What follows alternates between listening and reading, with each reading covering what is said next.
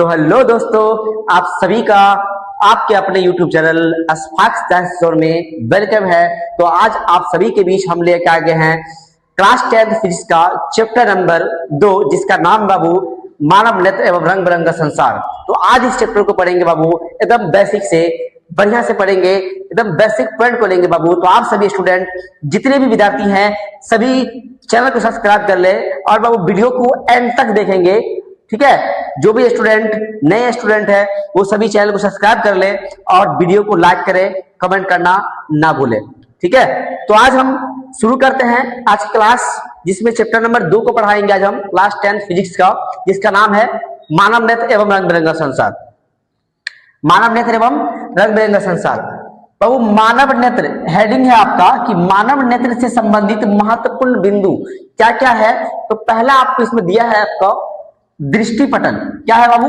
दृष्टिपटल, जिसको हम एस्केलेरा भी कहा जाता है इंग्लिश में, ठीक है। इंग्लिश में क्या कहते हैं बाबू? एस्केलेरा। बोला बाबू कि मानव नेत्र के सबसे ऊपरी परत को दृष्टिपटल कहते हैं। मानव नेत्र के सबसे ऊपर वाले भाग को क्या कहा जाता है? दृष्टिपटल। तो आप सभी वीडियो के एंड तक बने रहेंगे। दृष्टिपटल कहते हैं, आगे बोले बाबू कि यह कड़ी तथा सफेद होती है। कड़ी का मतलब बाबू यह जो दृष्टिपटल होता है वो हार्ड होता है और सफेद होता है, ठीक है। दूसरा है बाबू कॉर्निया। कॉर्निया का कहता है कि दृष्टिपटल के सामने वाले भाग में कुछ उभरी हुई पारदर्शी झिल्ली होती है, जिसे कॉर्निया कहते हैं। यानी कि दृष्टिपटल है ना, जिसको बाबू दृष्टिपटल जो होता है उसके ठीक सामने वाले भाग में कुछ उभरा हुआ पारदर्शी झिल्ली होती है, जिसको हम कहते हैं बाबू क्या? कॉर्निया कहते हैं। क्या कहते हैं? कॉर्निया कहते हैं। आगे बोला है कि वस्तु से आने वाला प्रकाश नेत्र में कॉर्निया से होकर प्रवेश करता है। यानी कि हमारे नेत्र के अंदर जो प्रकाश प्रवेश करता है, किसी वस्तु से आ रहे प्रकाश जो हमारे नेत्र के अंदर प्रवेश करता है, वो किस माध्यम से करता है? कॉर्निया के माध्यम से।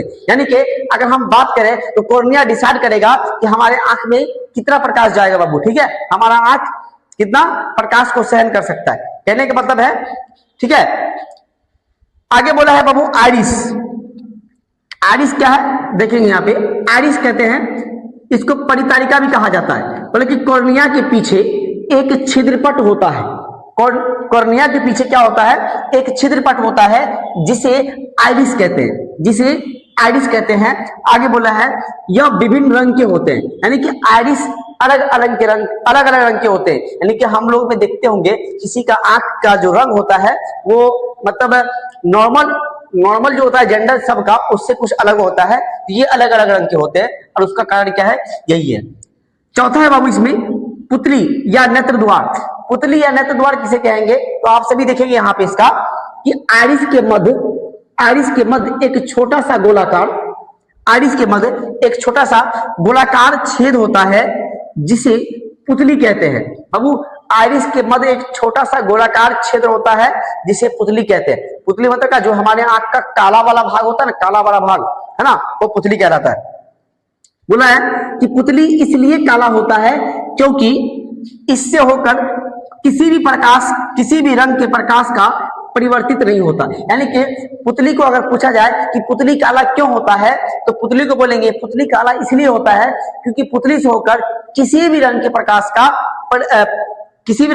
का जो परिवर्तन होता है, किसी भी रंग के प्रकाश का है ना परिवर्तित नहीं होता है, इसलिए पुतली काला होता है, ठीक है। तो आगे चलेंगे हम लोग, देखेंगे यहाँ पे अगला है बाबू आपका नेत्र लेंस। इस सबको आप सभी स्टूडेंट स्क्रीनशॉट ले लिए। चलिए इसको मिटा देते हैं।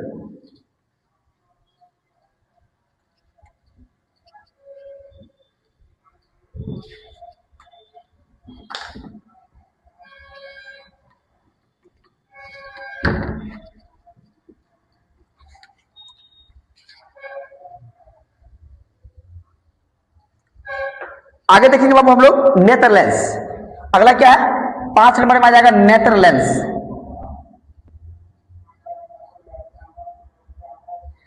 नेत्र लेंस का परिभाषा हम देखेंगे इस प्रकार से।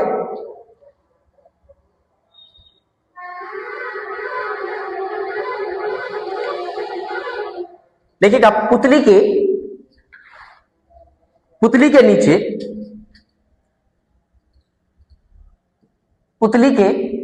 नीचे पारदर्शी एवं मुलायम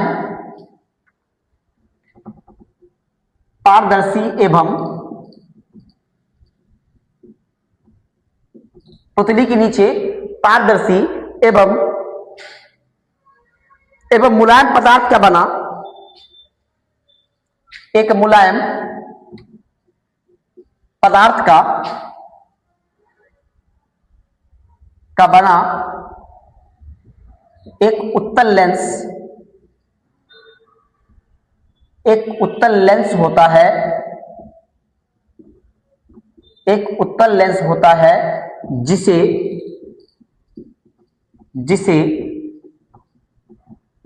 नेत्र लेंस कहते हैं।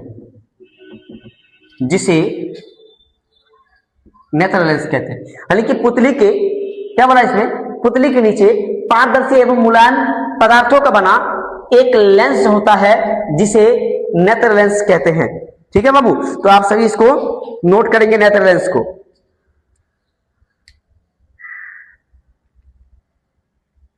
उसके बाद उसी में लिखिएगा कि सिलियरी पेशी, इसमें लिख लीजिएगा बाबू कि सिलियरी पेशियों की क्रिया द्वारा, क्या लिखिएगा इसमें, सिलियरी पेशियों की क्रिया द्वारा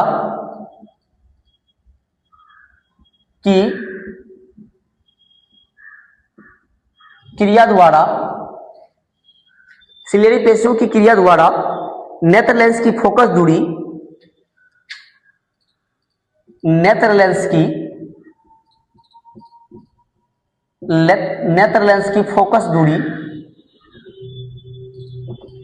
घटाई बढ़ाई जा सकती है।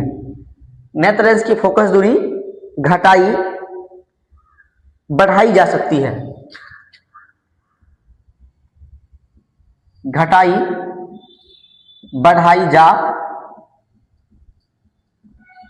है।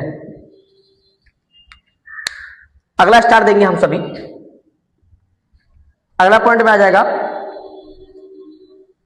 रेटिना।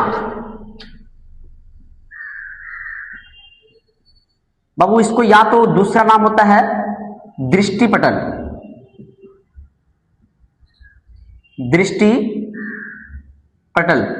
रेटिना या दृष्टिपटल।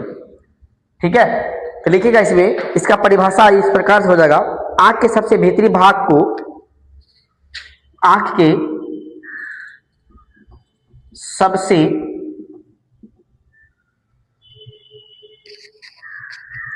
सबसे भीतरी भाग को रेटिना कहते हैं।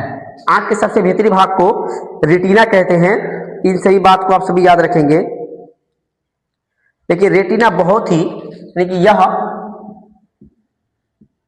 बहुत ही, रेटिना जो होता है यह बहुत ही, ठीक है, प्रकाश समान सुग्राही होता है। यह बहुत ही प्रकाश सुग्राही होता है। तो आप सभी इसको नोट करेंगे बाबू। ठीक है,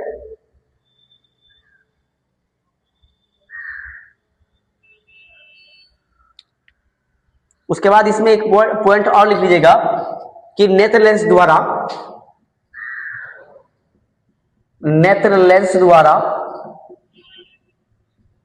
किसी वस्तु का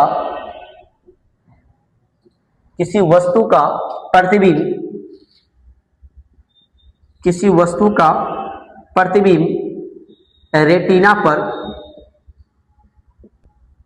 पर ही बनता है। अर्थात रेटिना से दो प्रकार के तंतु जुड़े होते हैं। रेटिना से दो प्रकार के तंतु जुड़े रेटिना से दो प्रकार के तंतु जुड़े होते हैं। ठीक है, और दो तंतु किसे कहते हैं बाबू? जिसे हम लिख सकते हैं इसमें, जिसे क्षर तथा शंकु कहते हैं, शंकु कहते हैं। अगला पॉइंट दीजिएगा आप सभी, 7 नंबर बिंदु। 7वां पॉइंट दीजिएगा पीत बिंदु। ठीक है,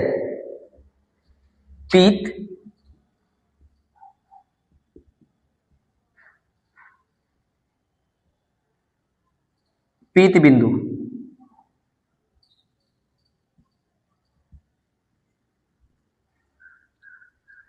पीत बिंदु में लिखेंगे आप सभी कि रेटिना के मध्य एक ऐसा बिंदु होता है, रेटिना के मध्य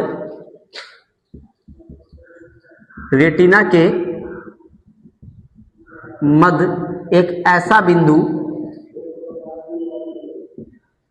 ऐसा बिंदु होता है जो कुछ उठा हुआ रहता है, जो कुछ उठा हुआ रहता है उसे पीत बिंदु कहते हैं।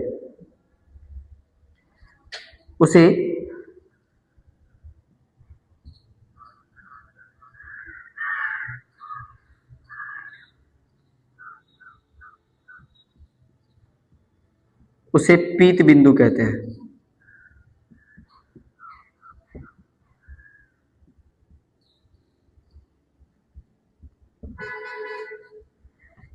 पीत बिंदु में केवल शंकु होते हैं।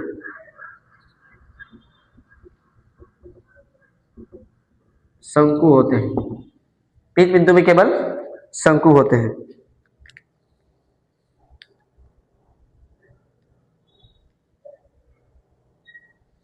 तो इस प्रकार से बाबू 7 पॉइंट हम लिखे हैं आप सभी के बीच।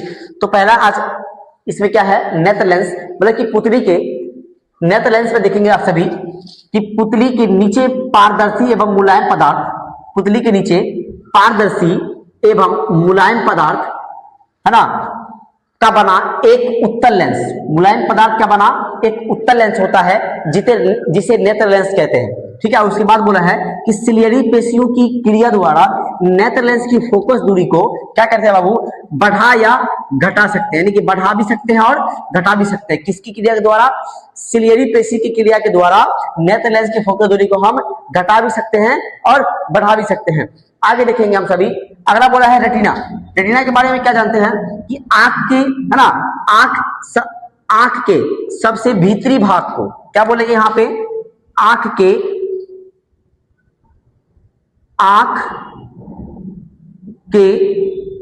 सबसे भीतरी भाग को रेटिना कहते हैं। आंख के सबसे भीतरी भाग को क्या कहेंगे बाबू, रेटिना कहते हैं। उसके बाद बोला इसमें यह बहुत ही प्रकाश सुगराई होता है। उसके बाद है कि नेत्र लेंस किसी वस्तु का प्रतिबिंब रेटिना पर ही बनाता है। नेत्र लेंस किसी वस्तु का प्रतिबिंब कहां बनाता है? रेटिना पर ही बनता है। ठीक है, आगे बोला इसमें कि अर्थात रेटिना से दो प्रकार की तंतु जुड़े होते हैं जिसे क्षर तथा शंकु कहते हैं, जिसे क्षर तथा शंकु कहते हैं। उसके बाद बोला आगे पीत बिंदु में, पीत बिंदु का परिभाषा है कि रेटिना के मध्य एक बिंदु होता है, रेटिना के मध्य एक बिंदु होता है जो कुछ उठा हुआ रहता है, उसे पीत बिंदु कहते हैं। पीत बिंदु में केवल शंकु होते हैं, पीत बिंदु में केवल शंकु होते हैं। तो इस प्रकार से मानव नेत्र यानी कि चैप्टर में, है ना, मानव नेत्र से संबंधित जो महत्वपूर्ण बिंदु है उन सभी को हमने देख लिया बाबू। तो आप सभी स्टूडेंट इसका स्क्रीनशॉट ले लें। तो आप सभी के बीच हम नेक्स्ट क्लास में लेके आएंगे कुछ और बिंदु इसका फिर हम देखेंगे दृष्टि दोष एवं उसके प्रकार, उपचार, है ना, उसके कारण, निवारण, सभी को देखेंगे। तो आप सभी स्टूडेंट हमारे चैनल को सब्सक्राइब जरूर कर ले बाबू। चैप्टर बाय चैप्टर क्लास 10 का पूरी तैयारी करवाएंगे हम साइंस का, ठीक है। तो आप सभी से मिलते हैं अगली क्लास में। धन्यवाद।